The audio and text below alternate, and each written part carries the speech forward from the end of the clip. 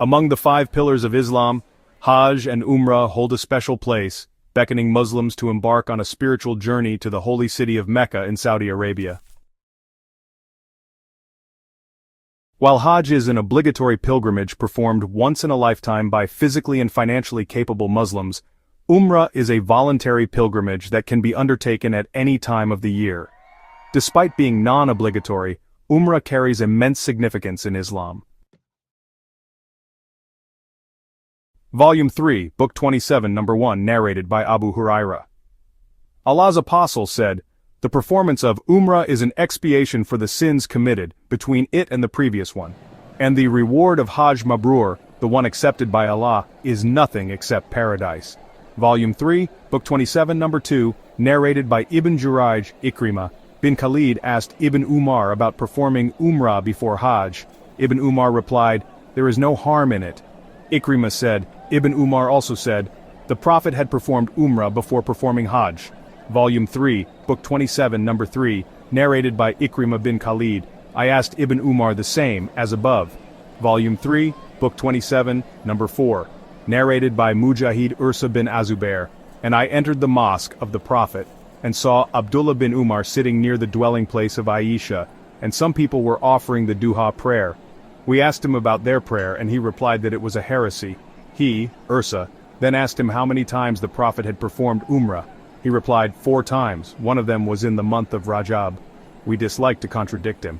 Then we heard Aisha, the mother of faithful believers, cleaning her teeth with siwak in the dwelling place. Ursa said, O mother of the believers, don't you hear what Abu Abdurrahman is saying?" She said, "What does he say?" Ursa said, "He says that Allah's Apostle performed 4 Umrah, and one of them was in the month of Rajab." Aisha said, "May Allah be merciful to Abu Abdurrahman. The Prophet did not perform any Umrah except that he was with him, and he never performed any Umrah in Rajab." Volume 3, Book 27, Number 5, narrated by Ursa bin Az-Zubair. I asked Aisha whether the Prophet had performed Umrah in Rajab. She replied, "Allah's Apostle never performed any Umrah in Rajab." Volume 3, Book 27, Number 6, narrated by Qatada. I asked Anas how many times the Prophet had performed Umrah. He replied, 4 times. 1. Umrah of Hudaybiyah in Dhul Qa'dah when the pagans hindered him. 2. Umrah in the following year in Dhul Qa'dah after the peace treaty with them, the pagans. 3. Umrah from Al-Jirana where he distributed the war booty. I think he meant the booty of the battle of Hunain. I asked, how many times did he perform Hajj? He, Anas, replied, once. Volume 3, Book 27, Number 7, narrated by Qatada. I asked Anas about the Prophet's Umrah, and he replied, the Prophet performed Umrah when the pagans made him return, and Umrah of Al-Hudaybiyah the next year, and another Umrah in Dhul Qa'dah, and another Umrah in combination with his Hajj. Volume 3, Book 27, Number 8, narrated by Hammam. The Prophet performed 4 Umrah, 3 in Dhul Qa'dah, except the 1 Umrah which he performed with his Hajj, his Umrah from Al-Hudaybiyah, and the one of the following year, and the one from Al-Jirana where he distributed the booty of the battle of Hunain, and another Umrah with his Hajj. Volume 3, Book 27, Number 9, narrated by Abu Ishaq. I asked Masruq, Atta, and Mujahid about the Umrah of Allah's Apostle. They said Allah's Apostle had performed Umrah in Dhul Qa'dah before he performed Hajj. I heard Al-Bara bin Azib saying, Allah's Apostle had performed Umrah in Dhul Qa'dah twice before he performed Hajj. Volume 3, Book 27, Number 10, narrated by Atta. I heard Ibn Abbas saying, Allah's Apostle asked an Ansari woman, Ibn Abbas named her but Atta forgot her name, what prevented you from performing Hajj with us? She replied, we have a camel, and the father of so-and-so and his son, that is her husband and her son, rode it, and left 1 camel for us to use for irrigation. He said to her, perform Umrah when Ramadan comes, for Umrah in Ramadan is equal to Hajj in reward, or said something similar. Volume 3, Book 27, Number 11, narrated by Aisha. We set out along with Allah's Apostle shortly before the appearance of the new moon, crescent of the month of Dhul Hijjah, and he said to us, whoever wants to assume Ihram for Hajj may do so, and whoever wants to assume Ihram for Umrah may do so. Hadn't I brought the Hadi, animal for sacrificing, with me, I would have assumed Ihram for Umrah. Aisha added, So some of us assumed ihram for Umrah while the others for Hajj. I was amongst those who assumed ihram for Umrah. The day of Arafat approached and I was still menstruating. I complained to the Prophet about that and he said, "Abandon your Umrah, undo and comb your hair, and assume ihram for Hajj." When it was the night of Hasba, he sent Abdur Rahman with me to At-Tanim, and I assumed ihram for Umrah and performed it in lieu of my missed Umrah. Volume 3, Book 27, Number 12, narrated by Amr bin Aus Abdul Rahman bin Abu Bakr told me that the Prophet had ordered him to let Aisha ride behind him and to make he perform Umrah from At-Tanim. Volume 3, Book 27, Number 13, narrated by Jabir bin Abdullah. The Prophet and his companions assumed ihram for Hajj and none except the Prophet and Talha had the Hadi with them. Ali had come from Yemen and he had the Hadi with him. He, Ali, said, "I have assumed ihram with an intention like that of Allah's apostle has assumed it." The Prophet ordered his companions to intend the ihram with which they had come for Umrah, to perform the tawaf of the Kaaba, and between Safa and Marwa, to get their hair cut short and then to finish their ihram with the exception of those who had the Hadi with them. They asked, "Shall we go to Mina, and the private organs of some of us are dribbling, if we finish ihram and have sexual relations with our wives?" The Prophet heard that and said, "Had I known what I know now, I would not have brought the Hadi. If I did not have the Hadi with me, I would have finished my ihram." Aisha got her menses and performed all the ceremonies of Hajj except the tawaf. So when she became clean from her menses and she had performed the tawaf of the Kaaba, she said, "O Allah's apostle, you, people, are returning with both Hajj and Umrah and I am returning only with Hajj." So he ordered Abdur Rahman bin Abu Bakr to go with her to At-Tanim. Thus she performed Umrah after the Hajj in the month of Dhul Hijjah. Suraka bin Malik bin Jusham met the Prophet at Al-Aqaba, Jamrat-ul-Aqaba, while the latter was stoning it and said, "O Allah's apostle, is this permissible only for you?" The Prophet replied, "No, it is forever, that is, it is permissible for all Muslims to perform Umrah before Hajj." Volume 3, Book 27, Number 14, narrated by Aisha. We set out with Allah's apostle shortly before the appearance of the new moon of Dhul Hijjah, and he said, "Whoever wants to assume ihram for Umrah may do so, and whoever wants to assume ihram for Hajj may do so. Had not I brought the Hadi with me, I would have assumed ihram for Umrah." Some of the people assumed ihram for Umrah while others for Hajj. I was amongst those who had assumed ihram for Umrah. I got my menses before entering Mecca and was menstruating till the day of Arafat. I complained to Allah's apostle about it. He said, "Abandon your Umrah, undo and comb your hair, and assume ihram for Hajj." So, I did that accordingly. When it was the night of Hasba, day of departure from Mina, the Prophet sent Abdur Rahman with me to At-Tanim. The sub-narrator adds, he, Abdur Rahman, let her ride behind him, and she assumed ihram for Umrah in lieu of the abandoned one. Aisha completed her Hajj and Umrah and no Hadi, Sadaqah, charity, or fasting was obligatory for her. Volume 3, Book 27, Number 15, narrated by Al-Aswad. That Aisha said, "O Allah's apostle, the people are returning after performing the two nusuks, that is Hajj and Umrah, but I am returning with one only." He said, "Wait till you become clean from your menses and then go to At-Tanim, assume ihram, and after performing Umrah, join us at such and such a place. But that is the reward if Umrah is according to your expenses or the hardship which you will undergo while performing it." Volume 3, Book 27, Number 16, narrated by Aisha. We set out assuming the ihram for Hajj in the months of Hajj towards the sacred precincts of Hajj.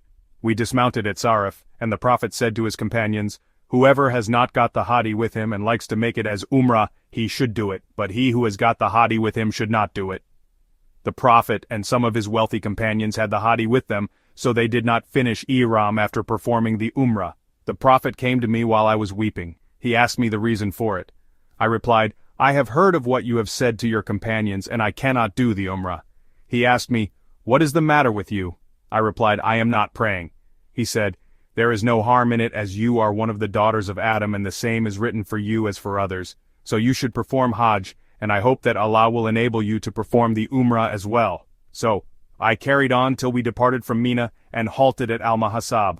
The Prophet called Abdur Rahman and said, "Go out of the sanctuary with your sister and let her assume ihram for Umrah, and after both of you have finished the tawaf, I will be waiting for you at this place." We came back at midnight and the Prophet asked us, "Have you finished?" I replied in the affirmative. He announced the departure and the people set out for the journey, and some of them had performed the tawaf of the Kaaba before the morning prayer, and after that the Prophet set out for Medina. Volume 3, Book 27, number 17.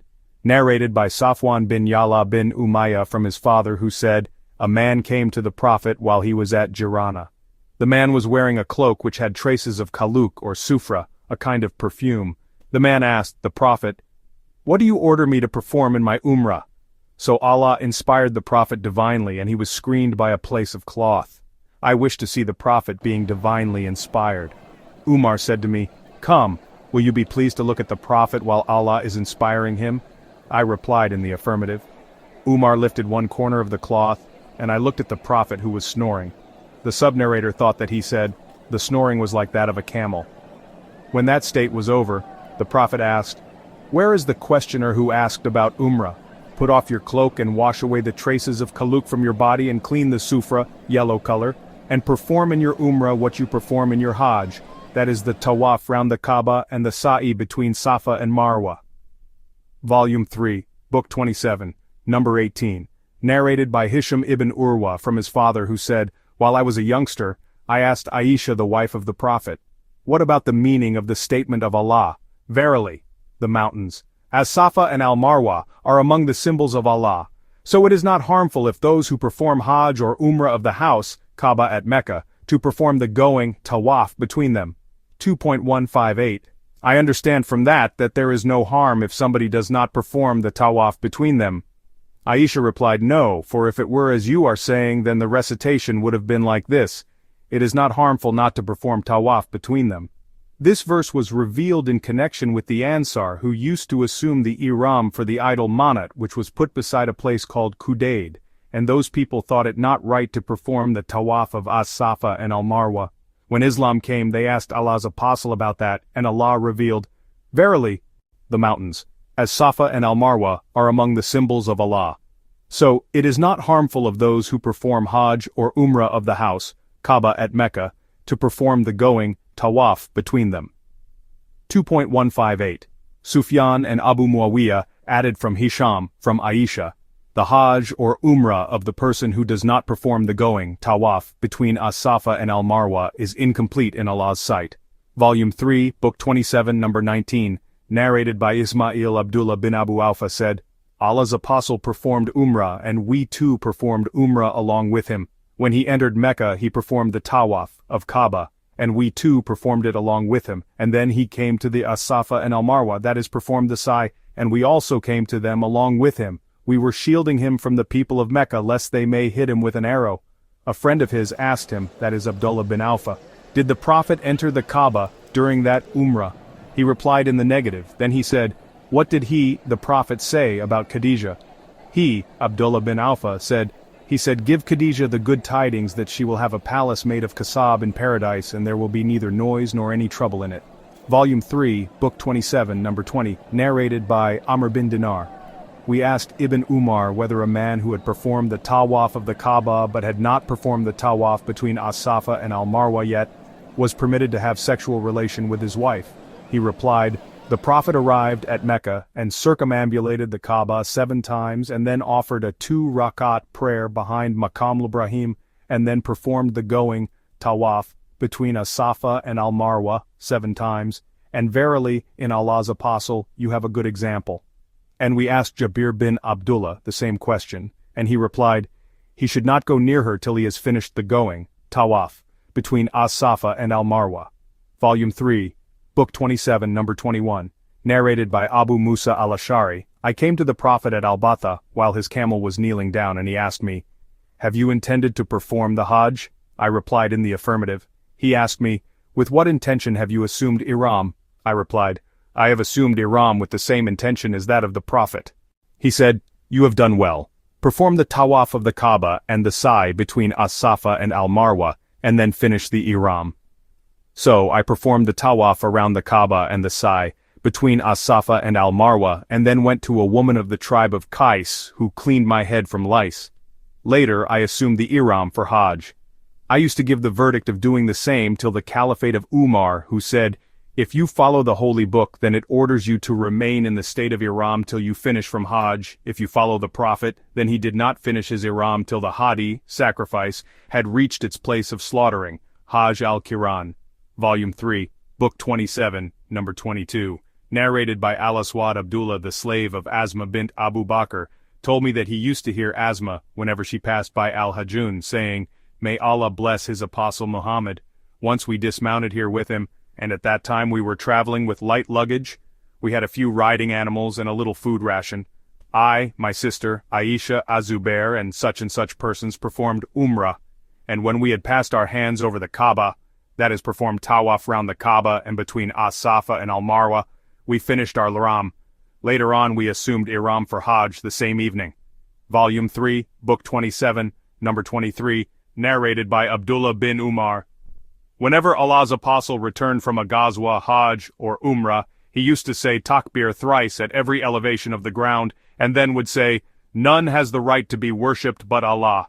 He is one and has no partner. All the kingdoms is for him, and all the praises are for him, and he is omnipotent. We are returning with repentance, worshipping, prostrating, and praising our Lord. He has kept up his promise and made his slave victorious, and he alone defeated all the clans of non-believers." Volume 3, Book 27, Number 24, narrated by Ibn Abbas. When the Prophet arrived at Mecca, some boys of the tribe of Bani Abdul Muttalib went to receive him, and the Prophet made one of them ride in front of him and the other behind him. Volume 3, Book 27, Number 25, narrated by Ibn Umar. Whenever Allah's apostle left for Mecca, he used to pray in the mosque of Ash-Shajra, and when he returned to Medina, he used to pray in the middle of the valley of Dhul Hulayfa, and used to pass the night there till morning. Volume 3, Book 27, Number 26, narrated by Anas. The Prophet never returned to his family from a journey at night. He used to return either in the morning or in the afternoon. Volume 3, Book 27, Number 27, narrated by Jabir. The Prophet forbade going to one's family at night, on arrival from a journey. Volume 3, Book 27, Number 28, narrated by Humayd Anas said, "Whenever Allah's apostle returned from a journey, he, on seeing the high places of Medina, would make his she-camel proceed faster, and if it were another animal, even then he used to make it proceed faster." Narrated Humayd that the Prophet used to make it proceed faster out of his love for Medina. Volume 3, Book 27, Number 29, narrated by Anas as above, but mentioned the walls of Medina instead of the high places of Medina. Al-Harith bin Umar agrees with Anas. Volume 3, Book 27, Number 30, narrated by Abu Ishaq. I heard Al-Bara saying, "The above verse was revealed regarding us, for the Ansar on returning from Hajj never entered their houses through the proper doors but from behind. One of the Ansar came and entered through the door, and he was taunted for it. Therefore the following was revealed. It is not righteousness that you enter the houses from the back, but the righteous man is he who fears Allah, obeys his order and keeps away from what he has forbidden. So, enter houses through the proper doors." 2.189.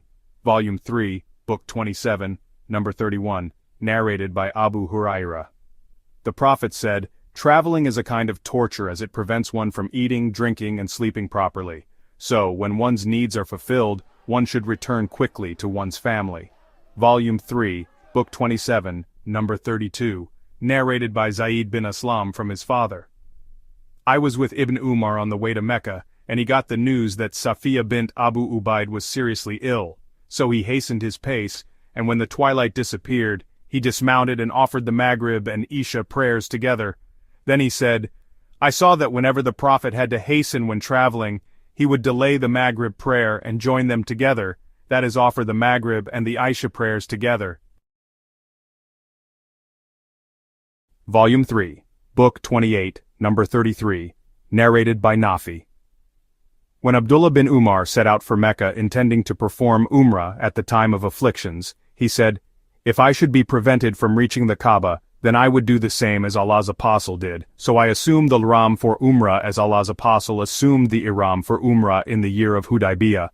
Volume 3, Book 28, Number 34, narrated by Nafi, that Ubaidullah bin Abdullah and Salim bin Abdullah informed him that they told Ibn Umar when Ibn az-Zubair was attacked by the army, saying, "There is no harm for you if you did not perform Hajj this year. We are afraid that you may be prevented from reaching the Kaaba."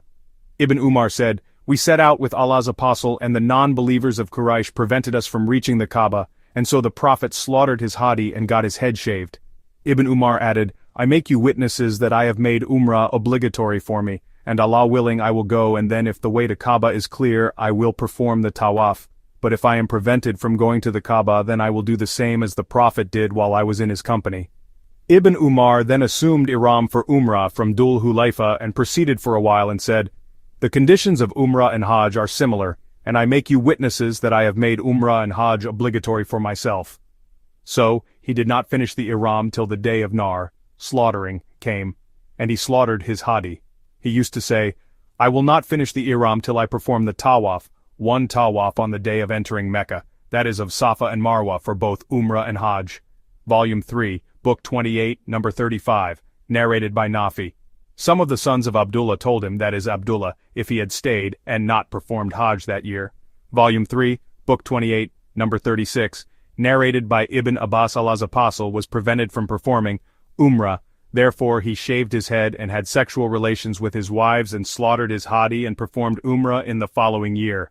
Volume 3, Book 28, Number 37, narrated by Salim. Abdullah bin Umar used to say, "Is not the following of the tradition of Allah's apostle sufficient for you?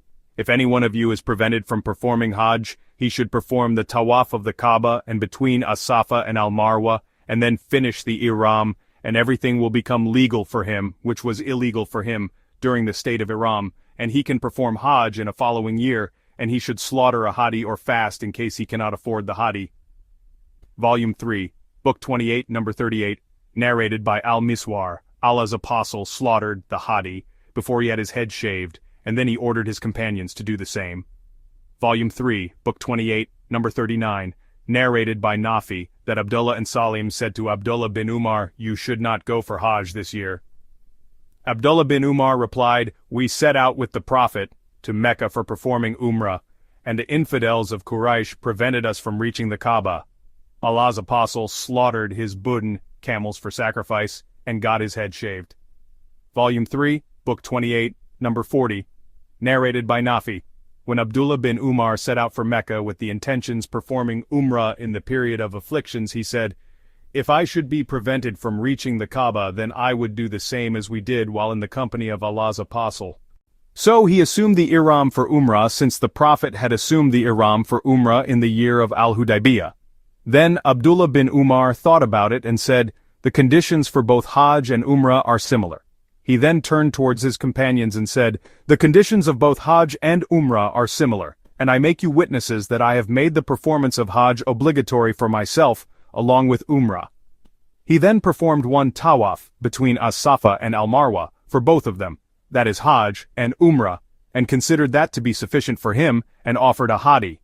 Volume 3, Book 28, Number 41, narrated by Abdur Rahman bin Abu Layla. Ka'b bin Ujra said that Allah's apostle said to him, "Ka'b, perhaps your lice have troubled you." Ka'b replied, "Yes, O Allah's apostle."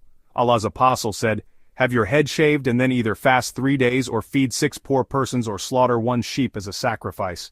Volume 3, Book 28, Number 42, narrated by Ka'b bin Umrah. Allah's apostle stood beside me at Al-Hudaybiyah, and the lice were falling from my head in great number.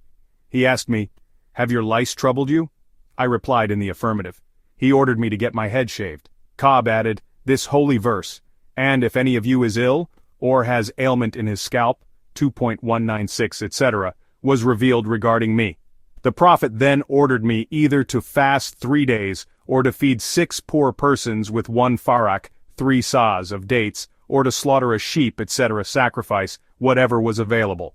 Volume 3, Book 28, Number 43, narrated by Abdullah bin Makal. I sat with Ka'b bin Ujra and asked him about the fidya. He replied, "This revelation was revealed concerning my case especially, but it is also for you in general. I was carried to Allah's apostle and the lice were falling in great number on my face. The Prophet said, 'I have never thought that your ailment or struggle has reached to such an extent as I see. Can you afford a sheep?' I replied in the negative. He then said, fast for 3 days or feed 6 poor persons each with half a saw of food. 1 saw =, 3 kilograms approx. Volume 3, Book 28, Number 44. Narrated by Abdur Rahman bin Abu Layla, reporting the speech of Ka'b bin Umrah. Allah's apostle saw him, that is Ka'b, while the lice were falling on his face. He asked him, have your lice troubled you?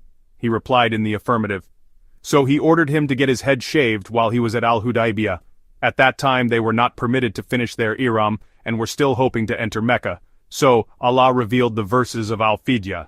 Allah's apostle ordered him to feed 6 poor persons with 1 farak of food or to slaughter 1 sheep as a sacrifice or to fast for 3 days. Volume 3, Book 28, Number 45, narrated by Abu Hurairah. Allah's apostle said, whoever performs Hajj to this house, Kaaba, and does not approach his wife for sexual relations nor commits sins while performing Hajj, he will come out as sinless as a newly born child, just delivered by his mother. Volume 3, Book 28, Number 46, narrated by Abu Hurairah. The Prophet said, whoever performs Hajj to this Kaaba and does not approach his wife for sexual relations nor commit sins while performing Hajj, he will come out as sinless as a newborn child, just delivered by his mother.